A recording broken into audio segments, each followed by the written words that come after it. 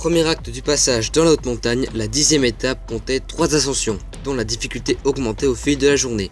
La première était le col Mao de 2e catégorie, avant le col Paillon en première catégorie, et sa descente dont devaient se méfier les coureurs. Pour finir, le long col du Bâton répertorié hors catégorie, la plus haute classification. Cependant, la plongée vers Tarouam en descente s'avérait peu encline à fournir un avantage déterminant pour les grimpeurs. L'échappée du jour est composée de 4 coureurs, le polorien Etiannick Navel, l'Akitsunais Dimitri Pekenson et l'Aradien Romain Hari, ainsi que le plus jeune engagé du Tour du Polaro 2017, le Lagosien Taram Marconi. Les 4 hommes ne prendront jamais une large avance, jusqu'à ce que Romain Hari et Taram Marconi n'accélèrent dans la descente du col du Paillon. Ils ne seront rattrapés que dans la dernière ascension du jour, le col du Bâton, durant laquelle tentera d'attaquer le Lagosien Lerzan Lazani, avec l'aide de son coéquipier qui avait tenté de s'échapper, mais sans succès. Le 3e général, Richie Clark, est lui lâché et attendu par son coéquipier. Même sort pour le maillot doré, Iskaniski et son lieutenant Trikovic, décrochés aussi.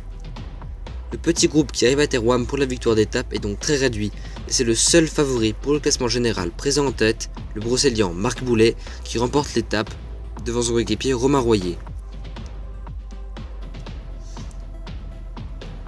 Le coureur de NEC Flair fait coup double en s'emparant du maillot doré. L'Akitsunais Andrei Iskaniski tombe à la 2e place, tandis que Lerzan Lazani, 3e du jour, monte sur le podium. Le leader du Team Fly, l'Ancien Richie Clark, se retrouve 4e, tandis que Tevin Trikovic est 5e.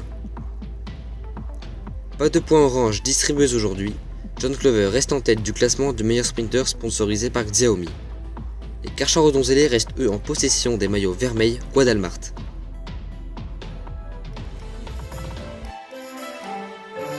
Et c'est donc Lemos qui a pour la première fois gagné le défi de la caravane du Tour hier soir lors de son passage à Terouam. La question était en rapport avec le premier vainqueur du Tour lors de sa création en 1952. Il s'agissait donc de Davin Maurice.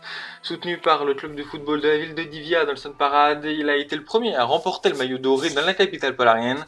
16h du mat reste en tête du classement avec 6 points, suivi de Gallier, c'est 3 points. Saturo et Lemos sont eux ex-aequo avec un petit point. Comme vous l'avez remarqué, la caravane n'est passée donc que dans la soirée de la veille de l'étape, et c'est probablement ce système-là qui sera conservé jusqu'à la fin. Ainsi, plus de monde pourra participer, et aussi, logistiquement, c'est plus simple de le déterminer à l'avance.